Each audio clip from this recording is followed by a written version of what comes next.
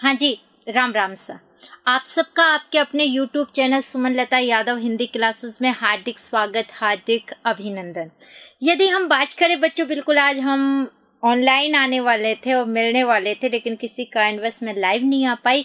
लेकिन जैसा मैंने कहा था कि फर्स्ट ग्रेड का बिल्कुल आपके पास आपका सिलेबस पहुंचेगा, मतलब वो पहुंच रहा है।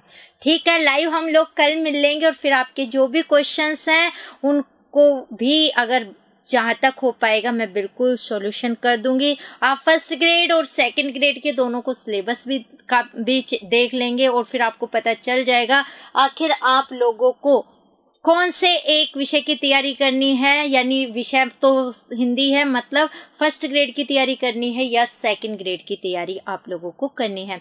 तो मैं आपको यहाँ से सबसे पहले तो ये बता दूं कि फर्स्ट ग्रेड सेकंड ग्रेड के अंदर जो एक द्वंद्व चल रहा है आपके मन में कि कौन सा करें, शायद दोनों सिलेबस आप जान लेंगे। कल मैंने सेकंड ग्रेड का आपको बता दिया था, आज फर्स्ट ग्रेड का जो हिंदी का सिलेबस है वो मैं आपको बताने जा रही हूँ। उसके बाद आप डिसाइड कर लेंगे कि हमें एक तरफ कौन से पाले में जाना है। क्या मुझे सिर्फ फर्स्ट ग्रेड की तैयारी करनी है, क्या सेकंड ग्रेड की तैयारी, और क्या मैं दोनों कर सकता हूं। तो बिल्कुल, और उसके अलावा भी आपके प्रश्नों के कोई भी आंसर होंगे तो वो भी मिल जाएंगे। बहुत से बच्चे पूछ रहे थे मैम लाइव क्लास लेंगे तो क्या रिकॉर्डेड नहीं मिलेगा। तो बिल्कुल बच्चों, मैंने कह दिया बिल्कुल रिकॉर्डेड भी उसमें होगा। और कल जब हमारी लाइव क्लास होगी तो उसमें आपके जो भी कोर्स हैं, मैंने कुछ कोर्स और भी बनाए हैं और जैसा बच्चों की डिमांड थी उसके अकॉर्डिंग, तो बिल्कुल हम कल शाम को मिलेंगे।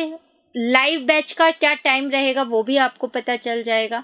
तो वो जितने भी बाकी अगर और भी कोई आपके क्वेश्चंस हैं वहां से जुड़े हुए तो वहां भी मैं बात करूंगी। एक आप बुक्स पर भी बहुत बात कर रहे हैं, एनसीईआरटी माध्यमिक शिक्षा बोर्ड, वो भी हम कल जब लाइव मिलेंगे तो बिल्कुल हम उस पर बात कर लेंगे। ठीक है, तो चलिए मैं शुरुआत कर देती हूँ। तो सबसे पहले आप लोगों को पता है कि जैसे सेकेंड ग्रेड में 2 पेपर होते हैं वैसे ही फर्स्ट ग्रेड में भी कुछ बच्चे क्या कहते हैं योग्यता क्या है। तो मैं आपको बता दूं, इसके अंतर्गत बात करें सब्जेक्ट, यानी जिस भी सब्जेक्ट को आप लोगे उसके अंतर्गत आपको एमए किया हुआ होना चाहिए। जैसे हिंदी है तो हिंदी से आप करेंगे, आपके पास इतिहास है तो आप इतिहास से फर्स्ट ग्रेड दे पाएंगे। तो जिसमें भी आप को मिली हुई है वहां पर मास्टर डिग्री, तो आप जैसे हिंदी से जिन्होंने भी क्या किया है एमए, तो एमए हो हिंदी से विषय से आपका।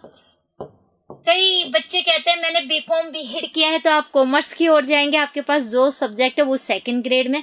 फर्स्ट ग्रेड के लिए आपका एमए होना जरूरी है।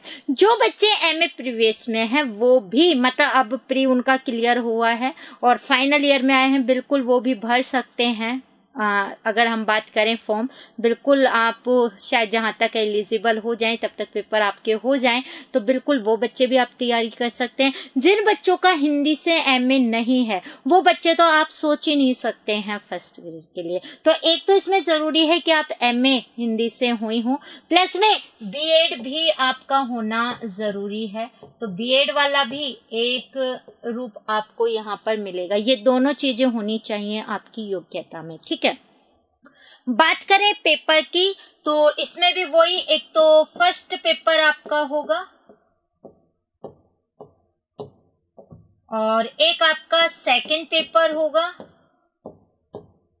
अगर बात करें फर्स्ट पेपर, बच्चों फर्स्ट पेपर पूरा भानुमति का कुनबा बना हुआ है, मतलब इसने कुछ भी नहीं छोड़ा है उसमें, आप ये मान सकते हैं। बहुत लेंदी सिलेबस है, जैसा कि आप देखेंगे आपको पता चल जाएगा। चाहे वो इकोनॉमिक्स का पार्ट हो, चाहे वो हिस्ट्री का पार्ट आ जाए, आपका शैक्षिक प्रबंधन वाला पार्ट उसके अंतर्गत आ जाता है। इसके अलावा भी अगर बात करें तो हिंदी आ जाता है, रीजनिंग आ जाता है, मैथ सब्जेक्ट है यहाँ पर। अगर हम बात करें अंग्रेजी वगैरह जो विषय है वो भी वहाँ पर है, तो भूगोल आ जाता है, तो कहें करेंट अफेयर्स वाला पार्ट आ जाता है। टोटल क्वेश्चन कितने होने हैं 75, यानी 75 क्या है आपके प्रश्न, यानी टोटल मैं बात करूं तो 150 अंक का। और बच्चों मैं यहां से आपको एक सुझाव दे सकती हूँ, वो क्या कि अब सभी पर अगर अधिकार करना चाहते कि मैं 75 में से 75 कर दूं या मैं 50 कर दूं, तो मैं कहूंगी इतने एफर्ट्स आप यहाँ न डाल करके अगर सेकंड पेपर में आप अपने सब्जेक्ट में डालेंगे तो वो बेहतर होगा। मतलब हम जैसे आर्ट्स वाले, कॉमन सी चीज बताती हूँ, 10th तक हम मैथ से बहुत डरते थे, यहाँ आके हमारे बच्चे जी जान से लगते हैं मैथ में।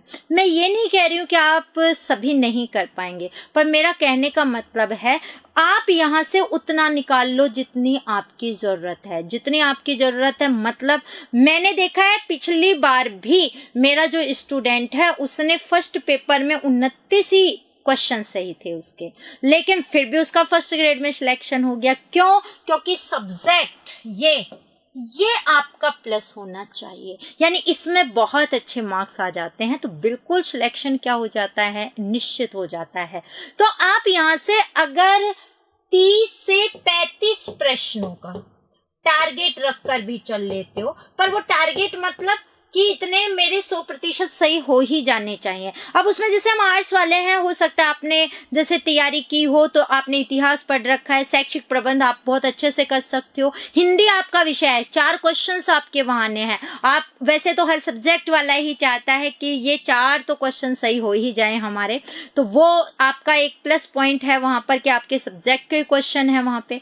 तो आप इतिहास है, शैक्षिक प्रबंध वाला है, करंट अफेयर्स है, क्योंकि वो सेकेंड ग्रेड के अंतर्गत भी आप देखेंगे, और अभी भी आपके कुछ जो पेपर हुए उनमें भी करंट अफेयर्स एसआई वगैरह में थे, तो नो डाउट आप करंट अफेयर्स से तो जुड़े हुए ही रहते हैं। आप न्यूज़पेपर वगैरह भी रेगुलर पढ़ेंगे तो करंट अफेयर्स तो आपके वैसे ही तैयार हो जाएंगे। तो बात करें अगर आप इन टॉपिक्स को देख लेते हैं कि ये टॉपिक मेरे क्लियर हो जाए, मतलब जैसे इतिहास वाला पोर्शन मैंने बता दिया, आपकी किसी की भूगोल पर बहुत अच्छी पकड़ है तो आप भूगोल भी वहां पर रेडी कर सकते हैं। इसके अलावा शैक्षिक प्रबंध वाला पार्ट कर सकते हो, हिंदी के जो 4 क्वेश्चन उस पर कर सकते हो। रीजनिंग हो सकता है कईयों की रीजनिंग ठीक हो, समझ में भी आ जाती है, आप रीजनिंग पर बिल्कुल हाथ आजमा सकते हैं। तो बिल्कुल अगर बात करें, लेकिन मेरा कहने का मतलब अगर आप 35 प्रश्न पर भी आ जाते, जैसा मैंने कहा पिछली बार भी 29 प्रश्न पर भी बच्चे का क्या हुआ है, सिलेक्शन हुआ है। जर्नल की ही बात कर रही हूँ, नो कैटेगरी, है ना। तो क्योंकि यहाँ से बहुत अच्छे मार्क्स आए, तो सबसे बड़ी जो बात है वो ये कि आप टारगेट रखें फर्स्ट पेपर के अंदर, बहुत लेंदी है कि यहाँ से, क्योंकि एक जो व्यू रचना है जो आपको एक सफलता तक लेकर जाएगी, नो डाउट। आप कैसे करेंगे, घंटे वही 24 है सभी के पास, तो आप उन 24 घंटों को कैसे यूटिलाइज कर रहे हैं, कितना पढ़ रहे हैं। अच्छा, उसमें भी ये नहीं है जैसे मैंने कह दिया भाई देख कम से कम तू 10 घंटे पढ़ेगा, अब भाई बोल तो दिया मैंने 10 घंटे पढ़ेगा, अब ये नहीं कि आपने किताब सामने रख ली अल्ले हो गए 10 घंटे, ऐसा नहीं। वो हो सकता है घंटे तो कम भी हो, लेकिन आप जितना पढ़ें वो सारा आत्मसात होना चाहिए, वो आपके यहाँ दिमाग में फीड होना चाहिए मैंने पढ़ा क्या है। कहना करना 2 अलग अलग चीजें हैं। दिखता बहुत अच्छा है, हम कह देते हैं कि हाँ आपने रीट में पढ़ाई है मेथड, यहाँ व्याकरण पढ़ी है, बस वही चीजें हैं, लेकिन वो करना, उनका लेवल अगर देखेंगे तो वो सब चीजें बिल्कुल क्या हो जाती हैं, अलग हो जाती हैं। मतलब आपको मेहनत करनी पड़ेगी वहां से, राइट। तो चलिए आगे की बात करते हैं। तो यहाँ अगर मैं सेकेंड पेपर की बात करूँ तो बच्चों आपको पता है इसमें टोटल 150 प्रश्न आपके आने वाले हैं। ये 150 प्रश्न यानी हम बात करें बच्चों 300 अंक, तो टोटल 450 अंक का हो गया है इसमें, ठीक है। इसमें 150 जो प्रश्न है ये पूरे हिंदी के नहीं है, सबसे बड़ी बात। जबकि आपने देखा होगा सेकंड ग्रेड में पूरे जो 150 हैं वो हिंदी के ही मेथड थे, जो शिक्षण विधियों के 20 क्वेश्चन है, लेकिन हिंदी की शिक्षण विधियां थी, और बाकी 130 अलग से उसमें थे, लेकिन वो पूरा का पूरा हिंदी से ही जुड़ा हुआ था। यहाँ पर अगर बात करें इसमें से 20 क्वेश्चन आपके जो हैं, यानी जो 20 प्रश्न हैं वो किसके हैं, मनोविज्ञान के हैं। और मैं ये कह सकती हूँ कि पिछले टाइम से जितनी भी बार आया है, हमारे जो बच्चे सिलेक्शन वाले हैं उनके मनोविज्ञान में 19, 18, कईयों के 20 भी क्वेश्चन, बाकी 18, 19 काफी सही हुए हैं उन लोगों के। अब बचते, क्योंकि सब्जेक्ट में थोड़ी सी मार भी पड़ जाती है, अब बचते किसके हैं, हिंदी के। तो हिंदी की बात करूं तो हिंदी के जो प्रश्न हैं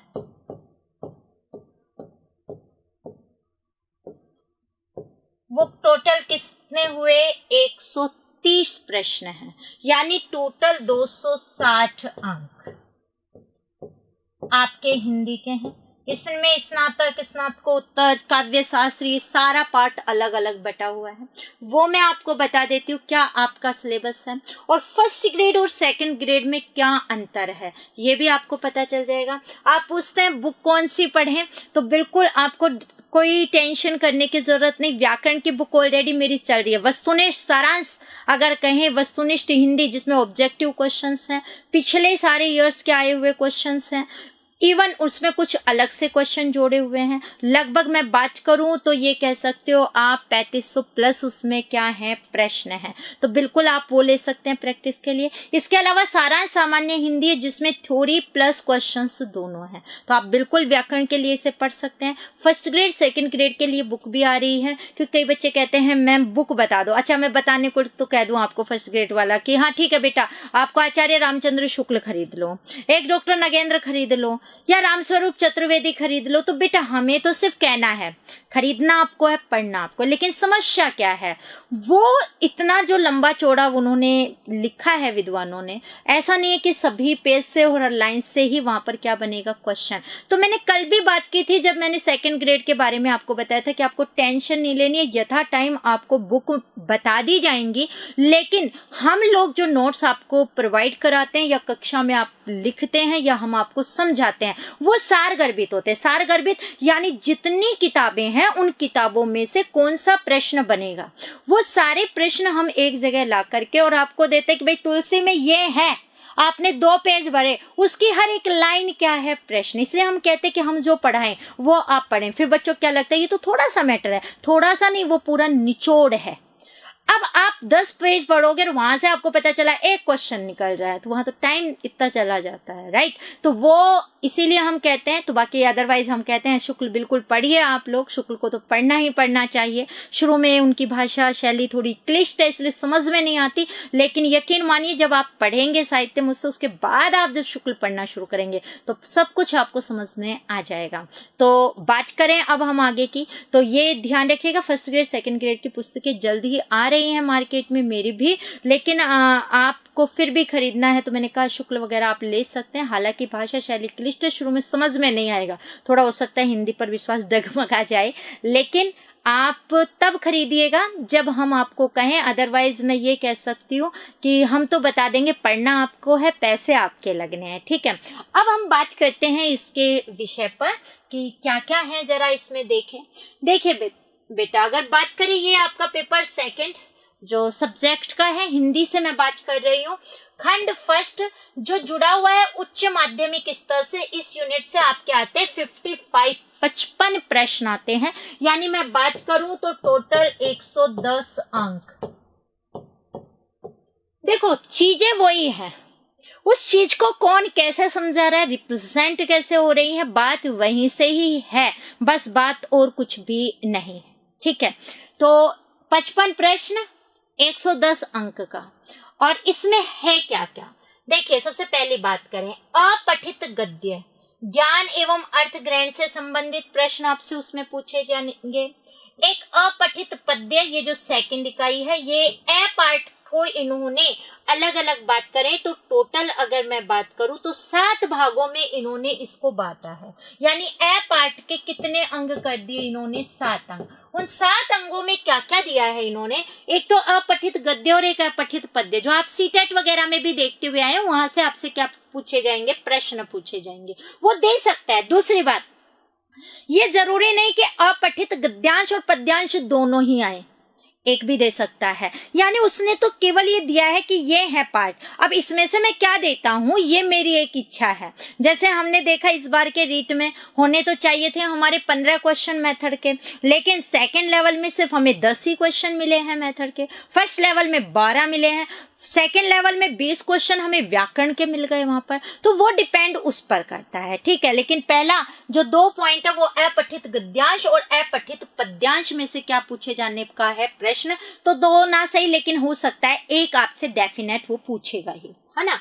इसके बाद देखिए बच्चों, इसमें थर्ड पॉइंट दिया है कार्यालय लेखन। इसमें कार्यालय लेखन में ऐसा नहीं कि आपको सारे पत्र पढ़ने, सबसे बड़ी प्रॉब्लम यह है कि आपको कई जगह तो बुक्स में सारे मिलते हैं तो आप सारे पढ़ लेते हैं। आपको जो सिलेबस दिया गया है केवल उसी पर अपना ध्यान, टू द पॉइंट पढ़ें। अगर आउट ऑफ सिलेबस है तो वैसे ही हट जाना है, आपको पता है बहुत अच्छे से। तो टू द पॉइंट हमें क्या करनी है, अपनी पढ़ाई करनी है। जो दिया है वहीं से हमें क्या करना है, पढ़ना है। एक्स्ट्रा बिल्कुल भी नहीं पढ़ना, टाइम भी नहीं है और पढ़ने की हमें जरूरत भी नहीं है। अगर इसमें बात करें अर्धशासकीय पत्र, एक तो ये है, एक विज्ञप्ति, एक परिपत्र, एक निविदा, एक ज्ञापन और एक अधिसूचना। और नो डाउट बेटा 100% यहाँ से क्वेश्चंस होंगे, एक की बजाय 2 से 3 क्वेश्चन भी हो सकते हैं। ठीक है, अगर कहीं अर्थशास्त्र के पत्र से आ जाता है, अधिसूचना, परिपत्र से क्वेश्चंस आए हुए हैं ऑब्जेक्टिव में। एलडीसी यूडीसी के अंतर्गत बात करें तो वहां से भी ये पहले समय में थे पत्र वगैरह, तो वहां से भी आप देखेंगे तो इनके क्वेश्चंस मिल जाएंगे आपको। ठीक है, नहीं भी मिलते हैं तो बिल्कुल जब आप पढ़ेंगे तो मैं आपको बताऊंगी कैसे क्वेश्चन आपसे ऑब्जेक्टिव पूछे जाएंगे। मेरी सारांश सामान्य हिंदी जो पुस्तक है, मैं आपको बता दूं ये पत्र आपको उस बुक में भी मिल जाएगा। पत्र का जो पार्ट है तो बिल्कुल उसमें ये पत्र वाला पार्ट क्लियर हो जाएगा, प्लस में उसके क्वेश्चन आंसर भी जो आए हुए हैं वो भी आपको वहां पर मिल जाएंगे पत्र वाले। ठीक है, तो ये आपको वहां पर मिल जाएगा। शब्दकोश उपयोग पद्धति, आखिर शब्दकोश का उपयोग कैसे, यानी कौन सा वर्ण शब्दकोश में, हिंदी शब्दकोश के अकॉर्डिंग पहले आएगा, पहले वर्णों से शुरुआत होगी, फिर वर्ण में फिर कौन सा शब्द आप पहले लेंगे, तो उसके बारे में पूरा, यानी मैं ये कह सकती हूँ ये शब्दकोश का जो रूप के आधार पर अगर बात करें एक क्वेश्चन डेफिनेट होगा, और ये आपके सेकंड ग्रेड में भी है और यहाँ भी है। ठीक है, इसके बाद इसमें 5वां पॉइंट है व्याकरण का सामान्य ज्ञान। ये अंतर है, वहां पर लगभग 40 क्वेश्चन है सेकंड ग्रेड में और व्याकरण पूरा है वहां पर। यहां बात करें तो संधि है, समास है, उपसर्ग, प्रत्यय, पर्यायवाची शब्द है, विलोम शब्द, शब्द शुद्धि, वाक्य शुद्धि, शब्द युग्म, वाक्यांश के लिए एक शब्द और अनेकार्थी शब्द। ये है लगभग 8 से 10 क्वेश्चन आप मान सकते हैं, यहाँ से आपके आ सकते हैं। राइट, तो ये आपका व्याकरण का पार्ट है यहाँ पर। इसके बाद छठे में बात करें तो जनसंचार के जो प्रमुख माध्यम है और तत्व संबंधी लेखन और पत्रकारिता, ये 11th-12th के अंतर्गत एक बुक चल रही है ऑप्शनल, उसमें से ये पार्ट है जो आपको क्या करना पड़ेगा, पढ़ना पड़ेगा। ठीक है, इसके बाद की बात करें ये भी वहां पर मिलेगा कविता, कहानी, वार्ता, रिपोर्टाज और डायरी लेखन, विषयक सामान्य जानकारी। तो इनसे जुड़ी हुई जो जानकारी है वो आपको इस बुक के अंतर्गत, आपकी एक और चल रही है वहां पर बुक 11th-12th के अंतर्गत लेखन से जुड़ी हुई, सृजनात्मक लेखन से जुड़ी हुई है, उसमें आपको इनके बारे में लिखा मिलेगा। तो यहाँ पर सीधा उसके बारे में क्या क्या क्वेश्चन बनेंगे, क्या क्या इंपॉर्टेंट चीजें हैं वो सब बताई उसमें जाएगी। डायरी वगैरह में कौन सी पहली डायरी लिखी थी, वो फ्रैक वाली जो है वो वहां पर आपको मिलेगा, पूरा वर्णन वहां पर किया हुआ है। ठीक है, तो ये पूरा का पूरा जो पार्ट है, जो 7 अंग है वो ए पार्ट में है। ठीक है, और ये पहले ही खंड के अंतर्गत आ रहे हैं 55 प्रश्न में। फिर इन्होंने इसको आ खंड, ये तो अ में था और फिर आ में क्या रखा, माध्यमिक शिक्षा बोर्ड राजस्थान अजमेर के नवीनतम सत्र। तो आपको ध्यान रखना है जो माध्यमिक शिक्षा बोर्ड राजस्थान की है, जो नवीनतम जो पाठ्यक्रम है उसमें समाहित 11वीं और 12वीं कक्षाओं की अनिवार्य हिंदी यानी कंपल्सरी और ऐच्छिक हिंदी यानी ऑप्शनल जो हिंदी है उसके समस्त गद्य और पद्य रचनाओं एवं रचनाकारों का समावेश इस पाठ्यक्रम में किया जाएगा। यानी 11वीं और 12वीं की पुस्तकें आपको यहाँ पर पढ़नी है, यानी 9वीं और 10वीं की पुस्तकें यहाँ कम हो जाती हैं। सेकंड ग्रेड में आप 9वीं 10वीं 11वीं 12वीं चारों पढ़ोगे, यहाँ सिर्फ आपको क्या पढ़ना है 11 और 12। दूसरी बात अगर कहें व्याकरण क्या हो चुकी है, यहाँ पर कुछ कम हो गया है उसका पाठ। इसके बाद तो ये अगर बात करें तो मैं ये कह सकती हूँ 9वीं से 12वीं की आपकी जो पुस्तकों की बजाय यहाँ से 11वीं और 12वीं की पुस्तकें प्लस में ये जो पार्ट है यहाँ से तो मैं ये कह सकती हूँ बच्चों के लगभग 20 प्रश्न अगर हम यहाँ से निकाल लें तो बाकी ये कह सकते हैं 35 प्रश्न 11वीं और 12वीं की पुस्तकों से। लेकिन टोटल कितने क्वेश्चन है वो बनाएगा पेपर, तो वो उस पर डिपेंड है किसका क्राइटेरिया वो ज्यादा कर रहा है। बाकी 55 प्रश्न जो है वो आपके खंड फर्स्ट से है। ठीक है, अब आ गया खंड सेकंड। इसमें भी टोटल 55 प्रश्न है और बच्चों बात करें तो अंक कितने हो गए, 110 अंक।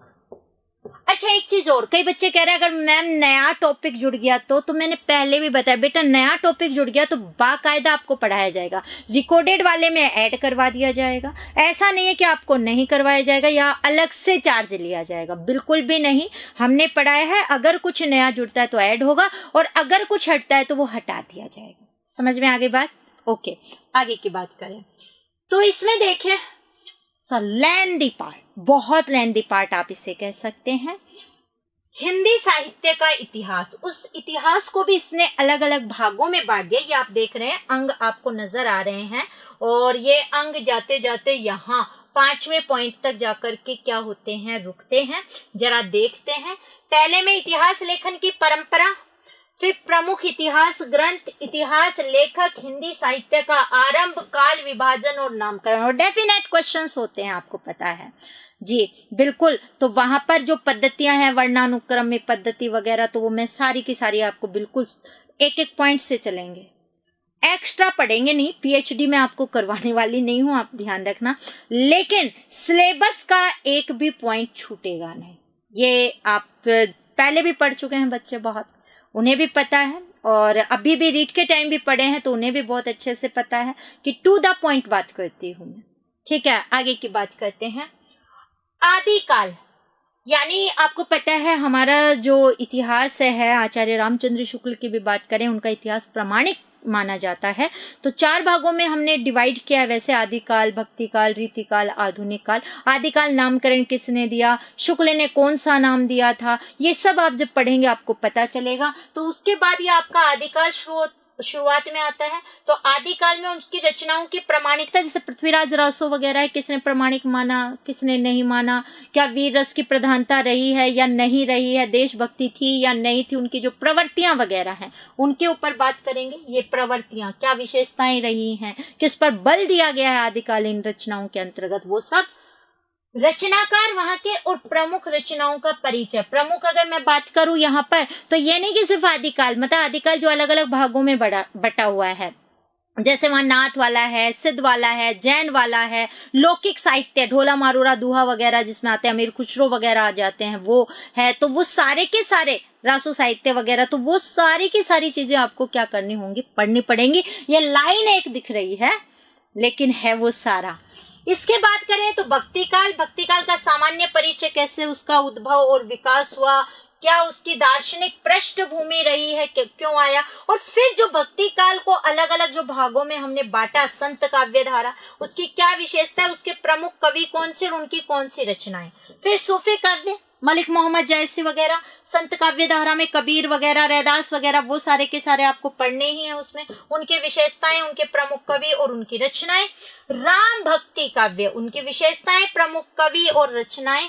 और कृष्ण भक्ति काव्य, विशेषताएं, प्रमुख कवि और रचनाएं। इवन हम आपको बता देते हैं लास्ट में टिप्स पर, ये पॉइंट है। 100% कबीर से आना ही आना है क्वेश्चन। सूफी और संत काव्य धारा में अंतर पूछा जाता है, लगभग 99% होता है, तो वो होना ही होना है क्लियर आप लोगों का। इसके अलावा बात करें, जैसे से क्वेश्चन आना ही आना है, हम सबको ही पता है वहां से होगा। तुलसीदास से होना है, सूरदास से होना है, मीरा से होना है, एक एक चीज बता दी जाती है कि ये तो देख लो 100% इतने आएंगे। फिर भी अगर विद्यार्थी नहीं पढ़ता तो वो एक अलग बात है, बाकी हम बता देते हैं कि यहाँ से ये क्वेश्चन है। और अब इन चीजों को आप बहुत ढंग से क्लियर कर लो, जो पढ़ाया गया है उनको बार बार आप रिवाइज करें तो नो डाउट आपके बहुत अच्छे अंक आते हैं। इसके बाद की बात करें तो कृष्ण भक्ति काव्य धारा हो गई है, ये सारा थर्ड में है। इसके बाद भक्ति काल के बाद रीति काल। तो रीति का से क्या तात्पर्य है, उसकी मुख्य काव्य धाराएं जैसे रीतिबद्ध कवि है, रीति सिद्ध कवि है, रीति मुक्त कवि है, मतलब घनानंद वगैरह, बिहारी वगैरह। जैसे हम पढ़ते बहुत बार पूछ लेता है रीति सिद्ध कवि कौन सा, ऑप्शन में दे देता है, उसमें बिहारी दे दिया उसने, एक दे दिया उसने केशवदास जी को दे दिया, एक घनानंद को दे दिया। अब पहले तो ये तो पता हो कि रीतिबद्ध, रीति सिद्ध, रीति मुक्त होते क्या हैं, उसके बाद वो चीजें चले आगे। ठीक है।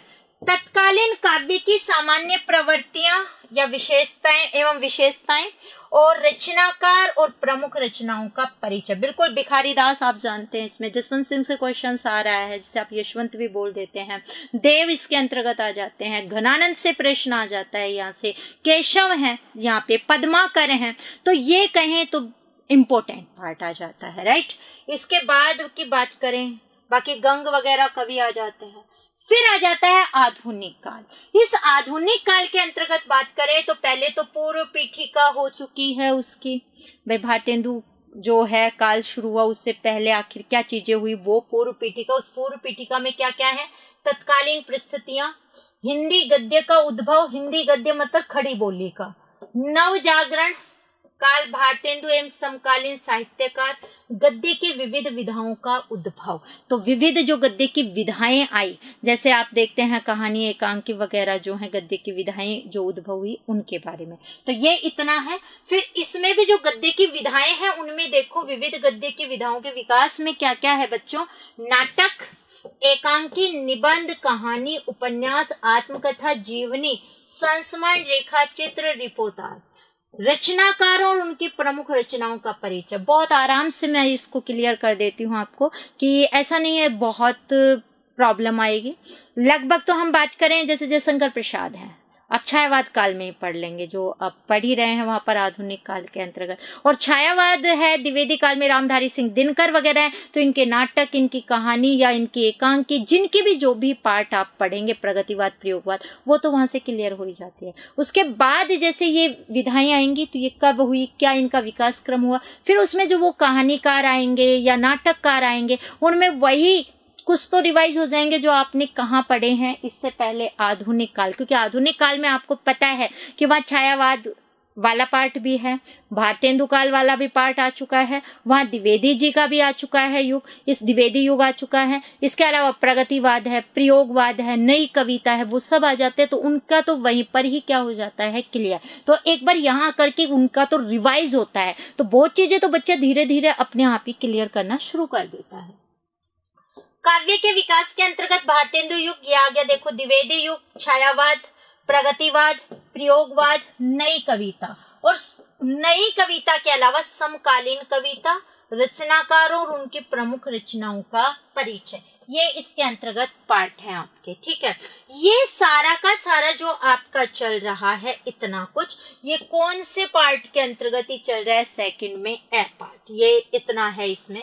और इसके बाद आ पार्ट लिया है इसमें काव्य शास्त्र। इसमें बात करूं तो काव्य शास्त्र फर्स्ट ग्रेड में ज्यादा है, सेकंड ग्रेड में कम है, यहाँ थोड़ा ज्यादा है, पर ऐसा नहीं है कि आप उसे क्लियर नहीं कर सकते, कुछ पॉइंट वहीं के हैं। अगर बात करें शब्द शक्ति सेकंड ग्रेड में भी है और यहाँ भी है। ठीक है, अलंकार की बात करें तो यमक, श्लेष, उपमा, रूपक, उत्प्रेक्षा, संदेह, भ्रांतिमान, दृष्टांत, उदाहरण, व्यतिरेक, विरोधाभास, असंगति, विभावना, नियुक्ति, समासोक्ति, कुछ वहां पर भी थे, आपको पता है, यमक है, श्लेष है, उपमा, रूपक, उत्प्रेक्षा, संदेह, भ्रांतिमान, ये वहां भी है सेकंड ग्रेड में। यहाँ भी आपको क्या है वो नजर आ रहे हैं, तो आपको कुछ तो सेम टू सेम मिलेंगे, कुछ अलग है यहाँ पे। इसके अलावा थर्ड पार्ट है छंद का। छंद में बात करें तो दोहा है, चौपाई है, रोला, उल्लाला, गीतिका, हरि गीतिका, कवित, छप्य, द्रुत, विलंबित और कुंडलियां। तो बेटा ये आपका छंद का पार्ट है, जो भी गलत होने का कोई चांस नहीं है। ऐसा नहीं है कि किसी का गलत होगा, या ये कहो कि ये आता नहीं है तो वो भी ऐसा नहीं है। इसके बाद काव्य गुण, माधुर्य, ओज प्रसाद, उसमें काव्य की रीति वगैरह सेकंड ग्रेड में भी आपने पढ़ा है। काव्य रस, रस वहां भी था, आपको पता हो रस का स्वरूप और रस के अव्यय, अव्यय मैंने अंग, अव्यय का अर्थ अंग, और अंग में मैंने कल बताया था स्थायी भाव, विभाव, अनुभाव, संचारी भाव। बिल्कुल, तो इतना पार्ट तो सेकंड ग्रेड में भी है, राइट। तो विभिन्न रसों के लक्षण और उदाहरण, यानी कुछ पार्ट ही इसमें एक्स्ट्रा, बाकी वहां भी आ ही जाता है। जब ये सब चीजें आती है तो उदाहरण तो वहां भी क्लियर हो ही जाते हैं। ये आपका जो 2 पार्टों में बटा हुआ है, ये 55 क्वेश्चंस को इन्होंने डिवाइड यहाँ पर किया हुआ है। अगर हम लोग बात करें यहाँ से तो लगभग मैं ये कह सकती हूँ कि ये जो 5 हैं तो इनसे लगभग 10 क्वेश्चंस आप मान सकते हो। तो ये कह सकते हैं 45 क्वेश्चन जो हैं वो हिंदी साहित्य के इतिहास से जुड़े हुए हैं पूरे के पूरे उसके अंतर्गत, जो एक बहुत वीक जोन है। आपको अप करने के लिए सबसे अच्छा पार्ट रहता है ये वाला, प्लस में ये वाला, ये तो बहुत ही अच्छा है। टोटल मैं आपको बता दूं इसमें 10 प्रश्न हैं और मुझे ऐसा लगता है कि बच्चों के ये क्वेश्चन तो गलत होने ही नहीं चाहिए। एक प्रकार से कैश मिलता है बच्चों को यहाँ से, कोई इतना लंबा चौड़ा भी रूप इसमें नहीं होता है। ये 10 प्रश्न यानी पूरे 20 अंक। ये क्या चीज है? काव्य हेतु, काव्य लक्षण और काव्य के प्रयोजन। एक तो ये है यूनिट, इसमें 3 भागों में बटा है। ये देखो, रस निष्पत्ति, साधारणीकरण, यानी रस का कुछ पार्ट इन्होंने 3rd यूनिट में दे दिया है। और ये डेफिनेट है बच्चों की यहाँ से क्वेश्चन होता ही होता है रस के साधारणीकरण, रस निष्पत्ति वगैरह से, तो पढ़ना तो पूरा ही पड़ता है आप लोगों को। ध्वनि सिद्धांत बाद में जोड़ा गया है, बाकी एक क्वेश्चन जुड़ा हुआ होता है। आपकी व्यंजना शब्द शक्ति क्लियर होती है, ध्वनि सिद्धांत बहुत आराम से आपको क्लियर हो जाएगा। और वक्रोक्ति सिद्धांत, अगर बात करें अरस्तु का अनुकरण सिद्धांत, लॉन्जाइन्स का उदात्त तत्व, लॉन्जाइन्स के उदात्त तत्व से और इनसे तो क्वेश्चन सेम टू सेम हुए हैं रिपीट फर्स्ट ग्रेड में। जो पहले आया वही पिछली बार फिर रिपीट हुआ और आंसर भी सेम टू सेम ही रहे हैं, क्योंकि इतना लंबा चौड़ा टॉपिक ही नहीं है, इतने कुछ क्वेश्चन से नहीं बनते हैं इनके अंतर्गत।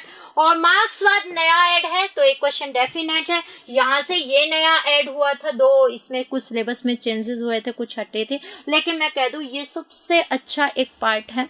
बहुत ही अच्छे मार्क्स ये बढ़ाता है, टू द पॉइंट बच्चा पढ़ता है, अच्छा एक आनंद रूप से मिलता है। तो टोटल अगर बच्चों बात करें इस प्रकार से हमारे कितने क्वेश्चंस कंप्लीट हुए? 120।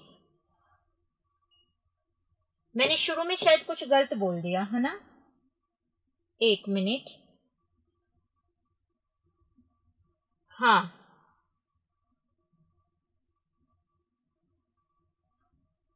एक 120 प्रश्न है बच्चों, है ना। मैंने यहाँ आपको सॉरी थोड़ा गलत बोल दिया, 30 क्वेश्चंस साइकोलॉजी के, ठीक है। 240 का सब्जेक्ट है हमारे। कुछ कितने प्रश्न आएंगे? 120।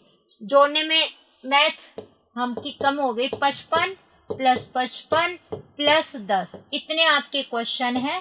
तो ये 10 10 11 120 बिल्कुल। हिंदी विषय के टोटल कितने प्रश्न रहेंगे आपके? 120 प्रश्न। तो शुरू में मैंने 130 लिख दिया था, 20 की ये थी तो नहीं, 20 की नहीं है, इसमें ध्यान रखना। 30 प्रश्न जो हैं वो किसके होंगे? आपके मनोविज्ञान के। और 120 प्रश्न किसके होंगे? आपके हिंदी विषय के, ठीक है, 240 अंक के। तो ये है आपके 55 55 + 10, तो ये 3 यूनिट्स हैं। तो मैंने ये क्लियर कर दिया है। बिल्कुल कल मिलेंगे और कल अपने कोर्स का अनाउंसमेंट, टाइमिंग, रिकॉर्डेड वगैरह और उनसे जुड़े फिर भी कोई क्वेश्चन अब भी आपके मन में डाउट है, मैंने दोनों के सिलेबस आपको बहुत ढंग से बता दिया है, क्लियर कर दिया है। तो वो बिल्कुल आप मुझसे कल पूछ सकते हैं रूबरू। तो कल मिलते हैं। चैनल सब्सक्राइब कर देना, वीडियो शेयर और लाइक कर देना और अपना ध्यान रखना। कल मिलते हैं। राम राम सा।